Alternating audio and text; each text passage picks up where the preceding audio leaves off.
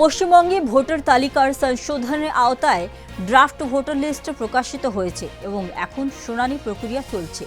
Draft তালিকায় বিভিন্ন অসঙ্গতি পাওয়া গেছে এবং এ নিয়ে ভোটারদের হিয়ারিংয়ের জন্য ডাকা হচ্ছে। সম্প্রতি বাংলা ছবির অভিনেতা ও তৃণমূল সাংসদ দেব এবং ভারতের ক্রিকেটার মোহাম্মদ শামিকেও হিয়ারিংয়ের জন্য ডাকা হচ্ছে। কলকাতার ওয়ার্ড নাম্বার 93 এর কাউন্সিলর মৌসুমী দাস জানিয়েছেন যে শামিকে হিয়ারিং নোটিশ দেওয়া হয়েছে। উত্তরপ্রদেশে জন্ম নেওয়া শামি যাদবপুর বিধানসভার এলাকার দীর্ঘদিনের ভোটার। তার সেন্সাস ফর্মে কিছু অসঙ্গতির কারণে তাকে হিয়ারিংয়ের জন্য ডাকা হয়েছে।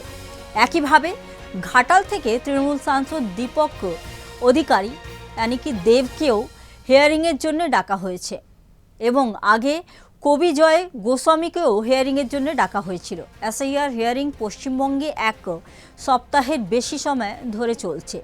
ফর্মে ভুল, ম্যাপিং সমস্যা বা ডকুমেন্ট অসঙ্গতি থাকলে ভোটারকে হিয়ারিংয়ের জন্য ডাকা হচ্ছে। কাউন্সিলর জানান, অভিনেতা কৌশিক বন্দ্যোপাধ্যায় এবং অভিনেত্রী লবণী সরকারও হিয়ারিংয়ে উপস্থিত হয়েছিলেন। অনেক প্রভাবশালী ব্যক্তি যেমন কি সাবকে মন্ত্রী কান্তি গঙ্গোপাধ্যায়, সাংসদ কাকুলি ঘোষ, দাস্তিদারের পরিবারকেও ডাকা হয়েছিল।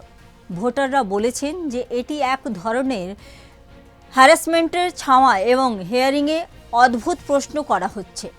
এরকমই খবর দেখার জন্য দেখতে থাকুন সুদর্শন বাংলা।